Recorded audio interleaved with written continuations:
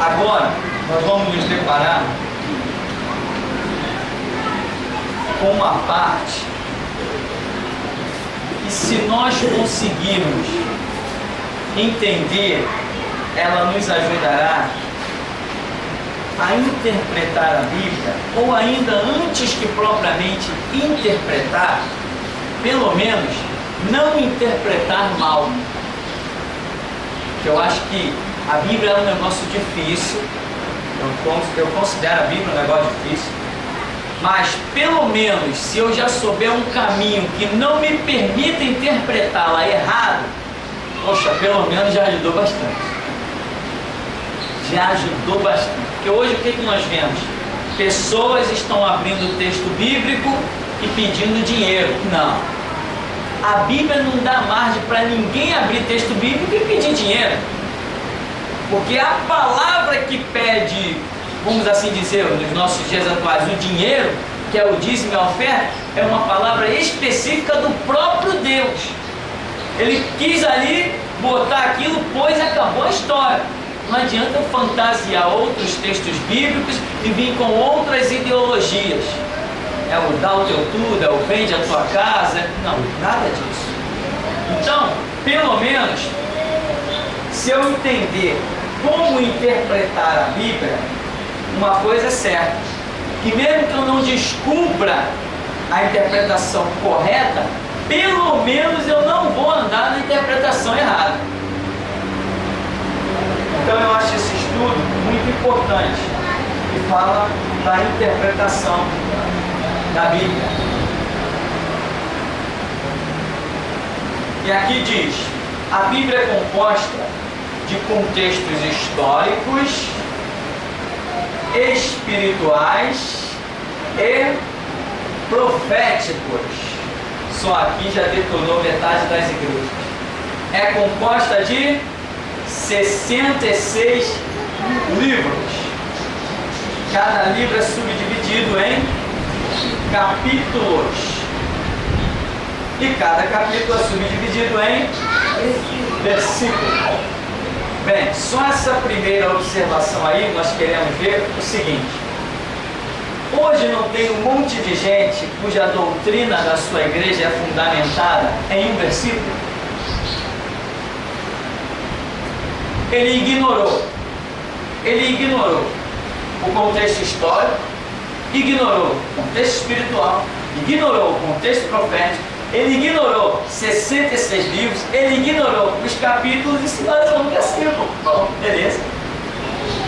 Assim eu mando construir a bomba atômica também. Se eu vou tirar uma palavra de cada campo e formar a minha própria frase, a minha própria ideologia, não é assim. Ah, mas tem aquele versículo. Eu costumo dizer o seguinte: em um versículo não está escrito nada, mas absolutamente nada. Porque a Bíblia é um livro que tem textos. Todo texto tem que estar dentro de um contexto. O texto está ali, mas o texto traz o contexto. O que é um contexto? O contexto é o assunto a ser tratado.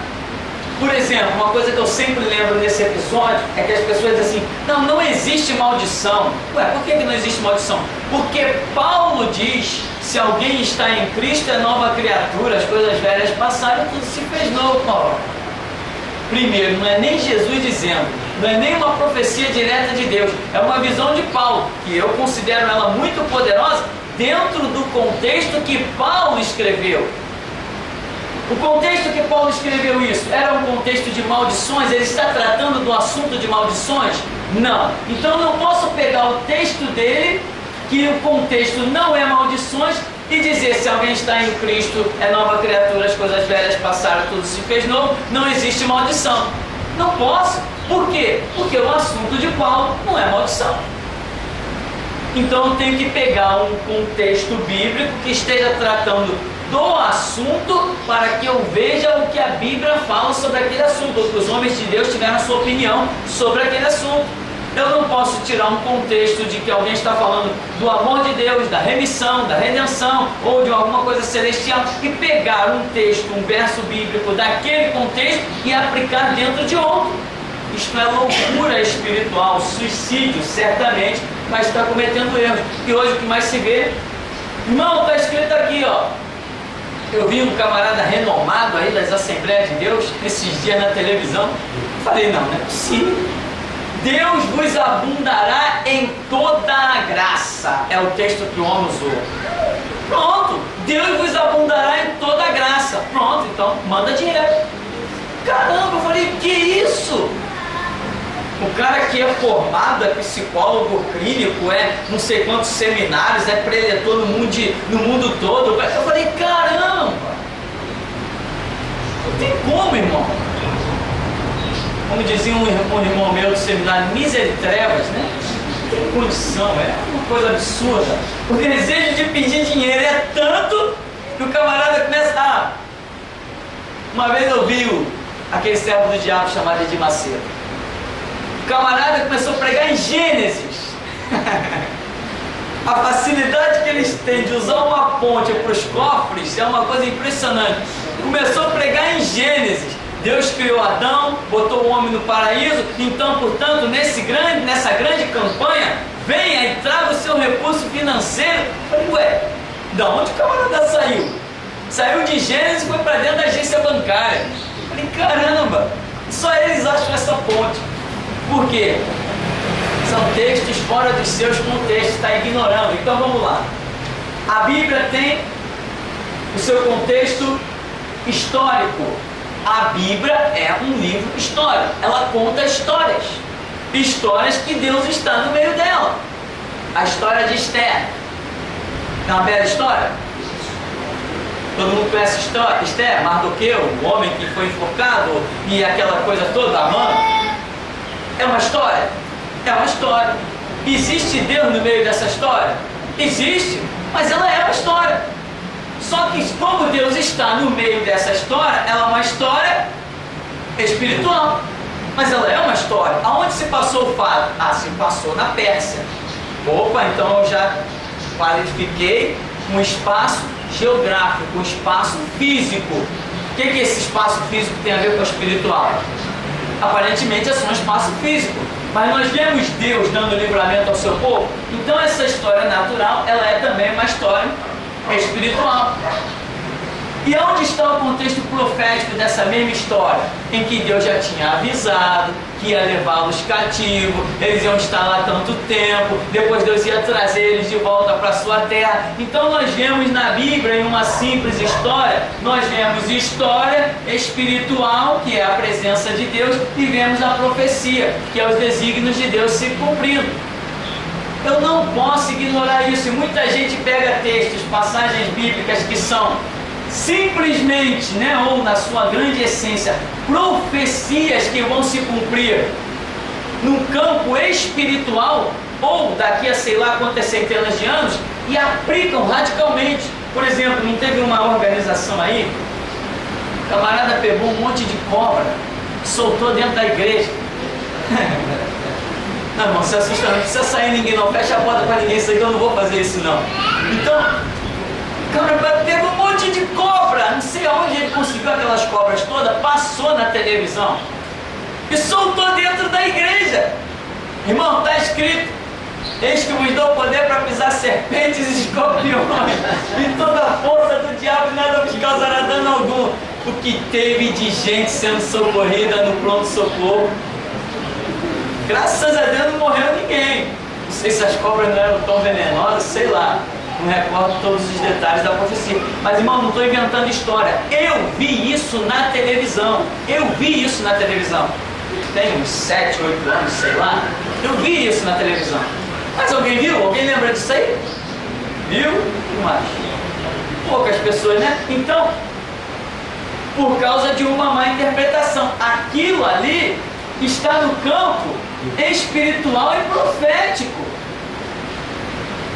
Deus me deu poder para pisar em serpente? Então eu vou lá no jardim zoológico, solta essa sucuri aí.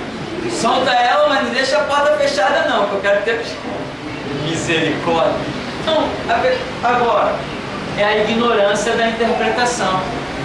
Vos dei poder para pisar serpentes e escorpiões. Tá, vai pegar o bichinho. O bichinho é danado, rapaz. Uma picada daquilo ali. Então essa não é a realidade. Isso aí é uma questão de má interpretação. 66 livros. Imagina. Nós não temos um livro. Deus compilou 66 livros. Eu não posso ter nenhuma ideia nesses 66 livros se eu tiver uma única ideia tirada de um capítulo, de um versículo, de um livro. Essa, vamos dizer, de um livro. Se eu tiver uma ideia de um livro, me sobraram 65 outros livros. Se a ideia que eu descobri em um livro entrar em choque com qualquer um dos outros 66 livros, pode pegar a minha ideia e jogar no lixo. Porque a Bíblia não pode se contradizer. Ela é fruto de uma única mente. E que mente! Então, se existir contradição na minha ideia, se eu vasculhar todos os outros 65 livros e ver que em algum deles, em algum ponto deles, a minha ideia que foi fundamentada em determinado livro sofreu algum choque, significa que a minha interpretação foi errada, porque a Bíblia é uma plena harmonia. Deus vai entrar em choque contra ele mesmo? Não foi ele que revelou os 66 livros? Se ele revelou 66 livros, simplesmente não há choque nas ideias de Deus. Como os loucos dizem aí pela internet. A Bíblia está cheia de contradição. Eu digo, é mesmo? Me mostra um. O camarada é ateu, ou então invoca os mortos, é espírita, ou então diz que é católico por tradição. Aí vem dizer que a Bíblia tem contradição? Primeiro ele deveria não ser dirigido pelos demônios. Aí sim, vai para a Bíblia. Enquanto estiver cheio de demônios, não tem condição de dizer o que a Bíblia é ou deixa de ser. Então, mas isso a gente ignora. 66 livros tem em nossas mãos. Eu não posso me fundamentar em um. Se eu tivesse que me fundamentar em um, Deus não teria reservado para mim 66. E nós já vimos que a revelação de Deus é 66 livros. E essa é a revelação para o homem. Hoje, pelo que nós temos estudado de numerologia bíblica, nós sabemos que a Bíblia não poderia ter 65 e nem 67. Tinha que ser 66. Não tem jeito.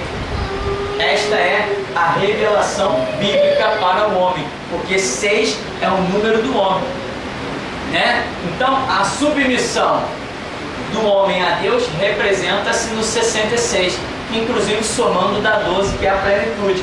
Quando for acrescentado outros 6 aqui, aí já houve uma, como é que chama aquele negócio? Apologia. Já houve uma apologia à Trindade, né? 3 vezes o 6. Aí já entrou sendo quem? O anticristo. O número do anticristo.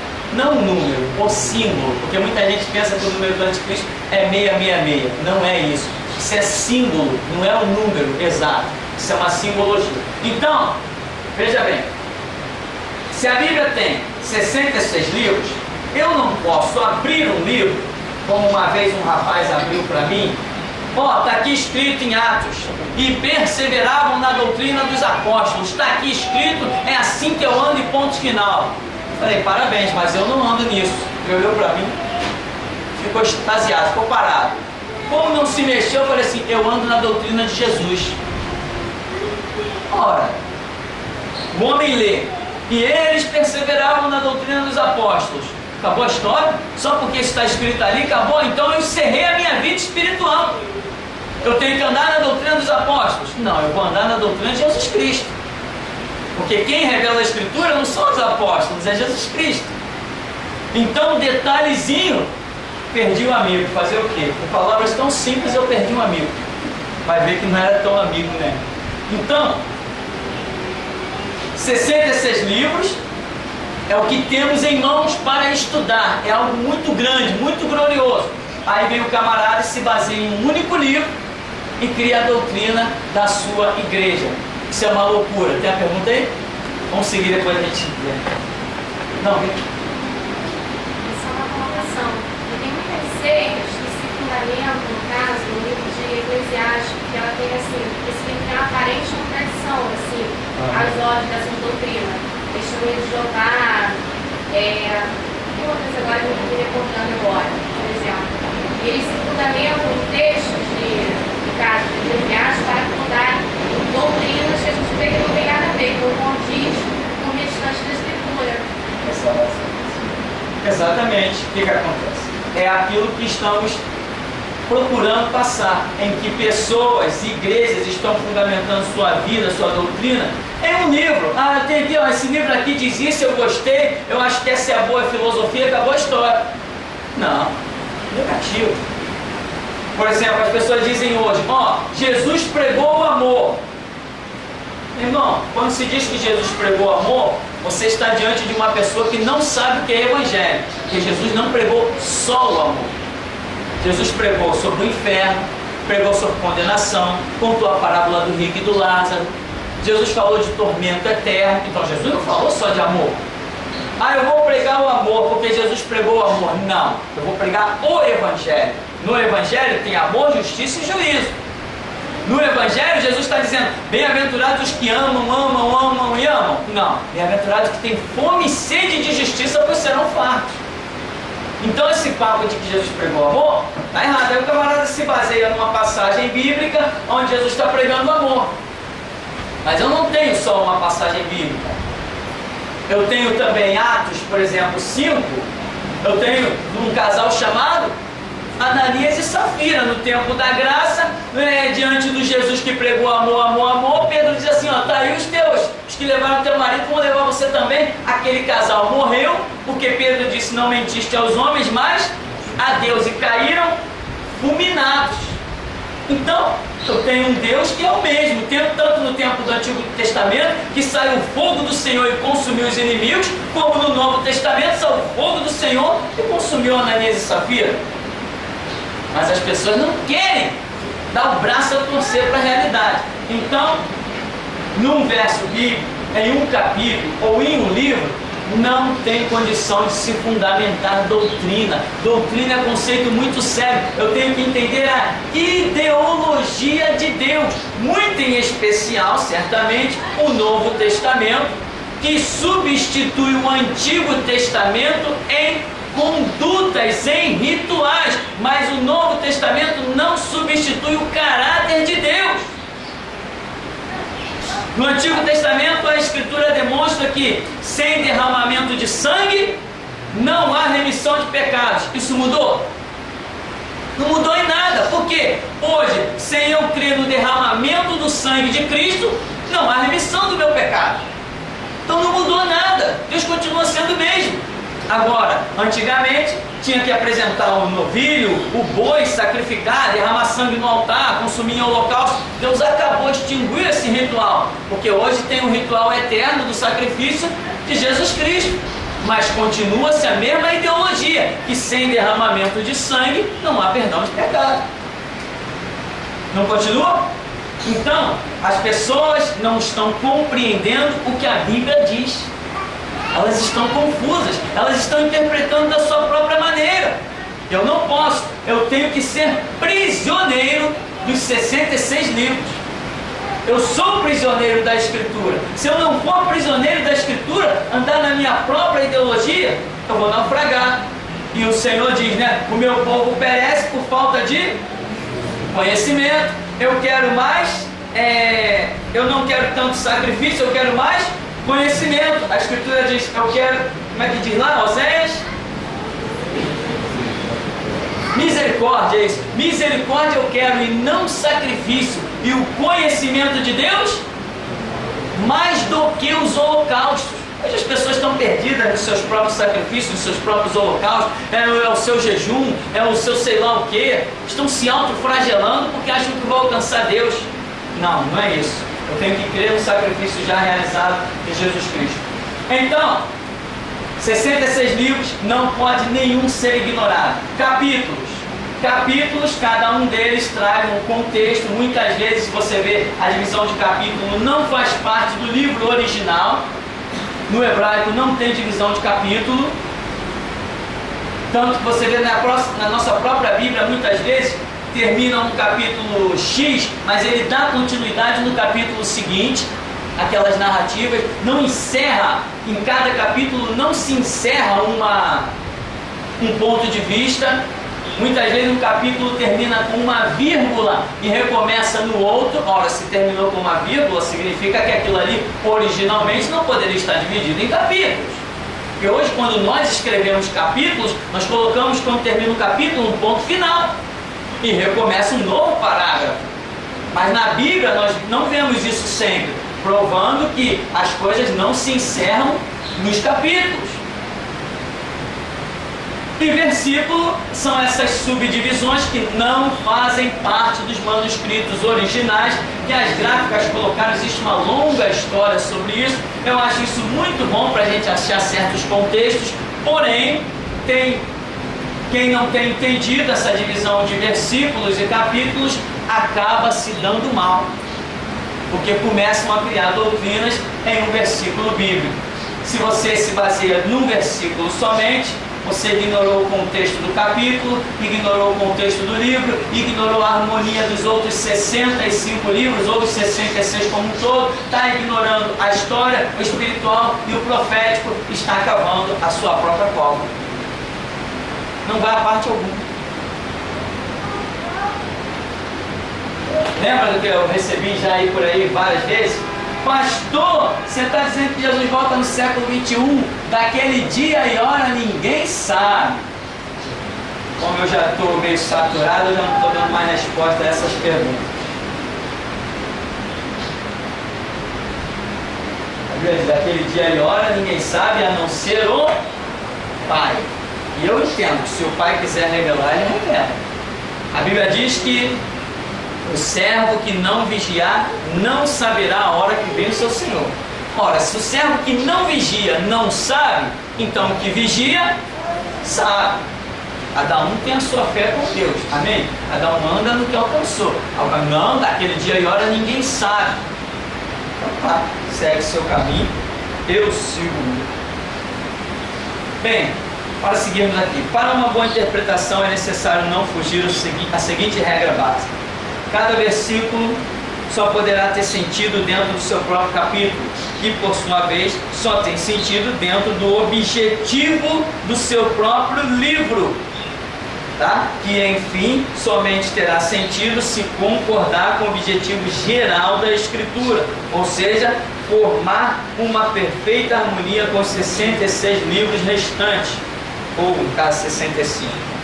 Pois de Gênesis a Apocalipse a Bíblia é cristocêntrica, ou seja, em todos os livros bíblicos nós identificamos um tema central, que é ou a pessoa de Cristo ou o ministério de Cristo. Isso em sentido profético, como por exemplo o Antigo Testamento, que aponta para o surgimento do Messias, né? E Apocalipse aponta para a consumação de todas as coisas. Então, dentro dos livros bíblicos, nós dizemos, é cristocêntrico. Por quê?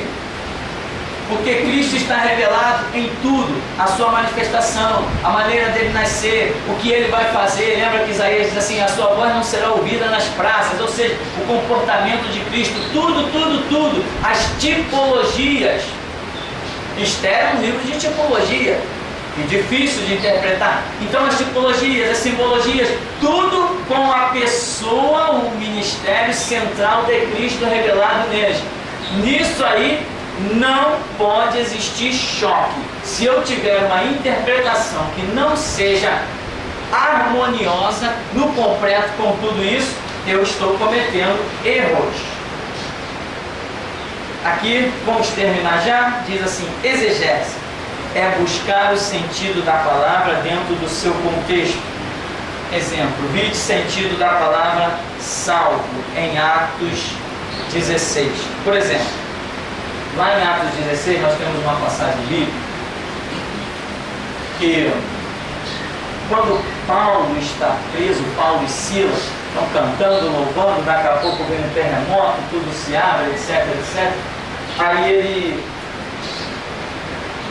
o carcereiro puxa da espada e vai querer se matar, e Paulo diz: não te faças mal não, estamos todos aqui. Aí o carcereiro diz para Paulo: que farei para ser salvo? O que farei para me salvar, né? O que farei para ser salvo? Aí Paulo diz assim: crê no Senhor Jesus e serás salvo, tu e a tua casa. Ora, esse homem está falando de salvo, a mesma salvação que Paulo está falando? Ele conhecia Jesus? Alguém pregou para ele dizer o que farei para ser salvo? Ele ouviu a mensagem do Evangelho? Porque houve um terremoto? Não. Ele olhou e viu que todo mundo aparentemente tinha fugido, ele achou que todo mundo tinha fugido, como a Bíblia diz, então ele achou que ele seria morto pelo Império Romano, que não ia perdoar. Que explicação ia dar? As celas todas abertas, os presos todos fugiram. Então, o que farei para ser salvo? Salvo do Império Romano, vai acabar com ele. Aí Paulo vem e diz assim: crê no Senhor Jesus, serás salvo, tu e a tua casa, né? Porque não só ele seria morto, mas a casa dele ia ser reduzida a nada. O Império Romano não ia perdoar nada. Essa era a sentença para quem deixasse um prisioneiro fugir. Não tinha desculpa. Paulo diz: crê no Senhor Jesus e serás salvo. Ora, é possível que Paulo esteja falando de ele ser salvo não só do Império Romano, mas também pela fé em Jesus Cristo. Automaticamente se alcança a salvação, que é a vida eterna, ou seja, livre da condenação eterna. Então, o salvo daquele homem é específico. Como é que eu vou fazer para livrar minha pele? Mas o salvo de Paulo está propondo livrar a pele dele e também livrar o espírito dele da condenação eterna. Esse tipo de interpretação, de estudo que nós temos para procurar dentro do texto o sentido exato da palavra, isso se chama exegese. Exegese é essa ciência que busca interpretar o sentido da palavra dentro do texto. É o tipo da coisa que nós só ouvimos mesmo dentro de seminários, por aí pelos colégios. Por exemplo, nós tivemos aí uma leizinha muito besta, chamada Lei Caô, que é a lei que usa como tema central a palavra discriminação. Ora, mas se você for ao dicionário, você vai se deparar com uma quantidade de referências muito grandes a respeito do que poderia vir a ser uma discriminação. E aqui cabe muitas interpretações. Então, a lei chamada Caó, que eu chamo de Caô, que vem com esse contexto de discriminação, é uma aberração. Até aquele jornalista Eduardo Benkes escreveu: está na hora de mudar o nome da lei Caó para Caô, porque não passa de um mostrengo jurídico. Por quê? O camarada tem inteligência. Ele viu que a palavra está mal empregada, ele viu que o contexto está mal empregado, ele viu que as coisas não combinam, está havendo uma injustiça. Chega lá diante de um delegadinho confeccionado por faculdade ou de um juiz: discriminação. Tá, doutor, o que é discriminação? Você tem que definir o que é discriminação. Ele vai dar a interpretação dele, eu vou dar a minha. E se chamar um professor de português, ele vai dar uma amplíssima interpretação sobre o que seria a palavra discriminação. Como eu digo no livro, se alguém chegar e disser assim: eu não gosto de crente, eu não gosto da religião do Tupirani, eu acho o cristianismo uma baboseira e uma besteira. Aí alguém vai dizer assim: isso é discriminação. Vai dizer assim: contra mim não, você está me discriminando em absolutamente nada. Eu não considero isso uma discriminação. Agora, se a pessoa disser assim: você não entra no meu supermercado porque você é cristão, isso é uma discriminação. Mas ele dizer que não gosta do cristianismo, não gosta da minha ideologia, que ele despreza o que eu penso, despreza o que eu faço, isso aí para mim não é discriminação. Então, o dicionário você pegando, aplicando a exegese, vasculhando muita coisa, você vai ter muitos sentidos para esta palavrinha discriminação. A mesma coisa nós usamos constantemente na Bíblia. Nós vamos a um dicionário bíblico, esse dicionário bíblico traz o significado daquela palavra quando ela foi aplicada há 4.000 anos atrás. Hoje o camarada pega um texto de Moisés e quer jogar aqui dentro da cultura. Por exemplo, Moisés falou assim: mulher não usará roupa de homem, nem homem usará roupa de mulher. É abominação ao Senhor. Maravilha, claro. É que eu sou um homem de saia, eu acho ridículo. Mas por que ninguém acha ridículo o escocês que anda de saia? Eu acho que um homem de brinco não fica legal. Eu acho. Eu não estou dizendo que eu tenho um mandamento do Senhor, estou dizendo que eu acho, é uma questão cultural, é o que os meus olhos se acostumaram a ver e contemplar. Mas quando eu vejo um índio de brinco, eu acho, pô, legal, maneiro, ó. Cara com uma pena pendurada, um bico de papagaio, combinou com ele. É uma questão que cultural. Já entrou para o lado da questão cultural. Então, o que nós achamos ou pensamos é complicado. Temos que procurar saber o fundamento das coisas. Então eu tenho que ir para um dicionário bíblico, que ele vai me dizer, quando Moisés deu aquela palavra há 4.000 anos, que contexto ele tinha para dizer aquilo? Não existia calça comprida, não existia sapato, não existia essa combinação de cores diversificadas que nós usamos hoje, porque não havia sido inventado ainda os grandes teares. Não existia cinto, como nós temos hoje, cinto de couro dessa maneira, arrumadinho, fivela. Está entendendo, irmão?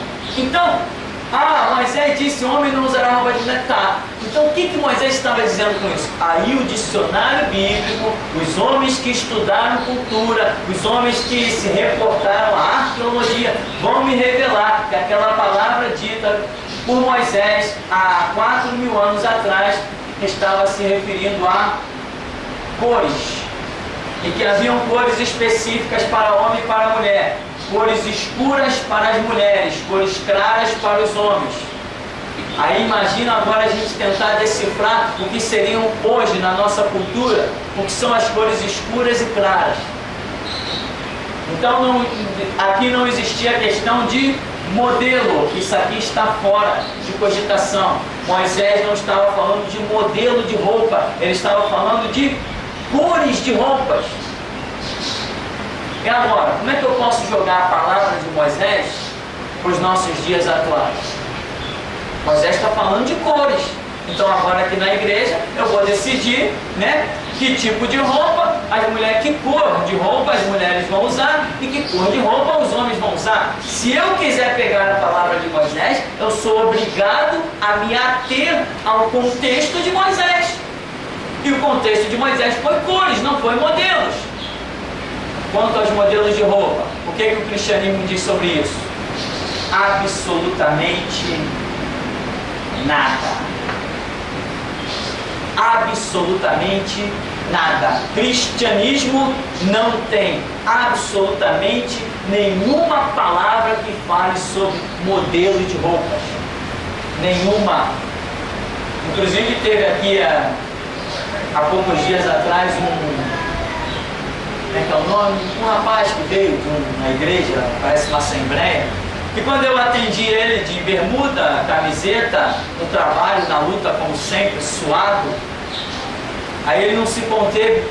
Bom, pastor, não quero dar uma para o pastor não, mas entenda, o meu pastor diz que o homem de Deus tem que se vestir assim. Aí estava ele todo empacotado, todo empacotado.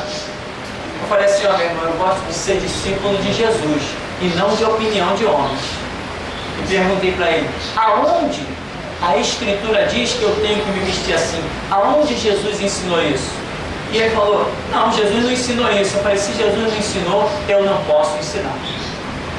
Então, exegese é você descobrir o sentido real da palavra dentro do texto. E muitas vezes só o dicionário da língua portuguesa não vai te dar esse sentido. Você vai ter que adquirir um dicionário bíblico. Esse dicionário bíblico vai te ensinar o significado da palavra quando foi dita há 4.000 anos atrás. Então, esta é uma prerrogativa importante e por essas coisas que nós estamos estudando hoje, você já deve imaginar que 99,999% das igrejas que aí existem estão totalmente fora da realidade. Para terminarmos então, hermenêutica é a arte da interpretação do texto. Como que é a arte da interpretação do texto? A hermenêutica não é assim. Você vai no colégio, o professor dá um texto e diz assim, interprete o texto. Aí ele faz um monte de perguntas e você tem que ir desmembrando aquilo ali. Isso é uma interpretação de texto dentro do nosso idioma português. A interpretação de texto bíblica, ela não usa só isso do português. Ela usa o que nós chamamos de hermenêutica. Hermenêutica é a arte da interpretação de texto através de comparações. Porque o Evangelho foi escrito pela visão, pela visão de 4 homens que foram testemunhas oculares, né? Mateus, Marcos, Lucas e João. Então, Mateus escreveu aquele fato, Marcos escreveu o mesmo fato, Lucas escreveu o mesmo fato e João escreveu o mesmo fato, cada um com seu ponto de vista próprio, como estão vendo a situação. Então, se eu quero saber tudo o que aconteceu naquele texto, eu tenho que examinar o que os 4 evangelistas falaram. E aqui diz, por exemplo, tem uma passagem bíblica aí que fala daquele menino que tinha pão e Jesus foi multiplicar os pães e os peixes. Que tem, diz aí, temos 5 pães e 2 peixinhos. E Jesus fez aquela multiplicação maravilhosa. E aí tem umas perguntas. Quem perguntou onde comprar o pão? Quem tinha 5 pães e 2 peixes? De que eram feitos esses pães? Isto é o que nós chamamos de hermenêutica. Por quê? Porque nós estamos nos baseando no texto de Mateus, de Marcos, de Lucas e João. Essas perguntas não encontram respostas em um único texto. Se você for só para Mateus, não terá resposta. Se você for só para João, você não vai achar todas as respostas. Isso se chama hermenêutica, ou seja, eu estou querendo saber quem é que tinha aqueles pães, de que eram feitos aqueles pães, então eu tenho que vasculhar toda a escritura que fala sobre aqueles pães. Mesma coisa, se eu quiser saber sobre o que a Bíblia fala sobre maldição, eu tenho que pegar uma chave bíblica, eu tenho que vasculhar, eu tenho que ir à luta e eu tenho que descobrir todos os textos bíblicos onde Deus trata de maldições. E aí eu vou ver o que Deus tem a dizer, eu vou ver o que a Escritura como um todo tem a dizer. Eu não posso me basear só numa passagem, a menos que a Bíblia só traga uma passagem e que aquela passagem seja fundamentada. Isso a gente aprende no dia a dia. Se eu quiser saber sobre o amor de Deus, eu não posso pegar apenas um texto que fala do amor e dizer, está aqui, ó, Deus amou o mundo de tal maneira para que todo aquele que nele crê não pereça, mas você tenha a vida eterna. Deus é amor, Deus é amor, Deus é amor. Não, a Bíblia vai dizer que Deus é amor, mas é justiça também. Opa, mudou bastante a situação. Então, sempre que eu quiser o exame de um determinado contexto, eu tenho que usar a hermenêutica, eu tenho que vasculhar todo aquele contexto, todos os textos que falam daquela situação dentro da Escritura. Isto se chama hermenêutica.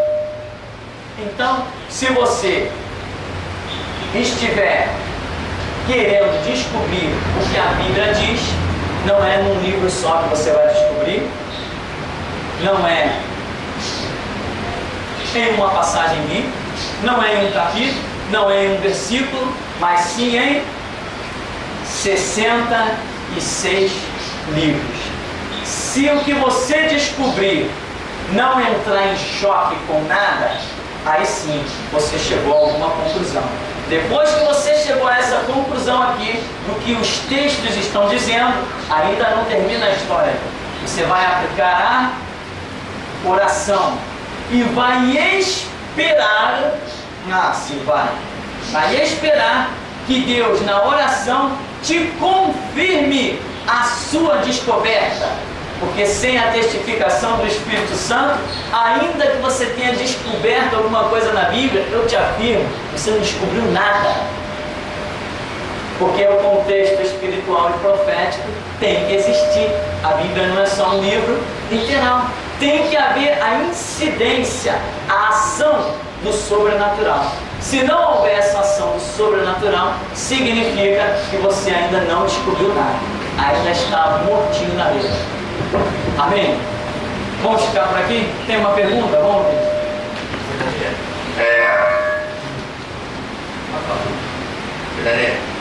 Quando eu me converti, eu li aquele texto de Saul, o rei Saul, quando ele mandou Deus mandando matar os amalequitas. Eu não entendia por quê, entendeu? Só que os pastores também não pregam isso, né? Esse texto, acho que é uma passagem assim, muito pesada. Eu não entendia por que um Deus tão mau, entendeu? Depois que eu vim para cá, eu vi uma pregação, foi que eu fui entender o porquê, porque isso fala em Samuel, né? 1 Samuel 15. Que Deus manda Saul exterminar todos os amalequitas, inclusive as crianças, né? Fez. Mas lá em Crônica vem dizendo que Saul, né? Porque Deus manda ele fazer isso, porque ele vinha acabando com o povo que Moisés estava trazendo do Egito, né? Vinha acabando a quilômetros de distância, né? No livro está falando uma coisa, né? Está especificando aí quando ele manda fazer aquilo ali no livro de Samuel. Mas lá em Crônica vem complementando aquela resposta ali. Se você só ler, tu vai entender. Exatamente. Mais um exemplo de que uma história tremenda não está toda ela em um único livro. Projetos de Deus. Entende? Projetos de Deus. Então, a hermenêutica tem que ser aplicada. Eu tenho que vasculhar toda a história de Israel, a crônica, as reis, os profetas, para descobrir tudo que a Bíblia está falando sobre aquele assunto. Senão eu vou ficar vendido no meio da história, né? Como aqueles textos de Davi com a Amalequita. Davi, o Amalequita chega e diz que matou Saul, que traz a coroa de Saul, o bracelete, uma coisa dessa, traz para Davi. E Davi vai e manda matar o homem. Mas quando nós vamos examinar a escritura, nós vemos que aquele Amalequita não matou nenhum Saul. Ele mentiu. Não matou. Nós chegamos à conclusão, por outros livros, inclusive Crônicas, 1 Crônicas ou 2 Crônicas, capítulo 10, que vai ser categórico em dizer que Saul se suicidou sobre a própria espada. Mas é uma informação que eu não tenho lá em Samuel. Nem 1º, nem 2 Samuel. É uma informação que eu só vou ter em Crônicas. Então eu sou obrigado a ser escravo da Escritura. Eu tenho que ir para os 66 livros se eu quiser ser sábio. Senão eu vou ser louco. Amém? Vamos ficar por aqui? Vamos ficar por aqui então, vamos orar em nome de Jesus. Senhor amado, Deus vive todo-poderoso, nós te glorificamos, ó Pai, por esta oportunidade ímpar que o Senhor nos concede, por este momento, ó Deus, em que os passos de tantas pessoas estão se dirigindo para a perdição, para a destruição. Nós estamos aqui felizes e alegres, desfrutando da palavra que diz: alegrei-me quando me disseram, vamos à casa do Senhor, porque vale mais um dia nos teus átrios que em outras partes 1000. Preferiria estar à porta da casa do meu Deus do que habitar nas tendas da impiedade. Porque o Senhor é o nosso pastor, o Senhor nos guia aos pastos verdejantes e preparas uma mesa perante nós, na presença dos nossos adversários. Assim, ó Deus vivo e poderoso, nós te glorificamos por esta manhã abençoada, ó Deus, pela certeza de que a unção desta manhã se estenderá em todo dia para a honra e glória do teu santo nome. Que possamos contemplar neste dia a formosura do Senhor, sermos edificados, ó Deus, honrarmos o teu nome e o teu sangue, glorificarmos, ó Deus, os teus propósitos nessa terra e nos rendermos aos teus desígnios. Nos ajuda, nos capacita, pois sem ti nada podemos fazer. Assim, ó Deus, te pedindo a repreensão de toda obra do mal, nós te damos graças agora e sempre, em nome de Jesus. Amém. Amém, irmãos. Vamos em paz então.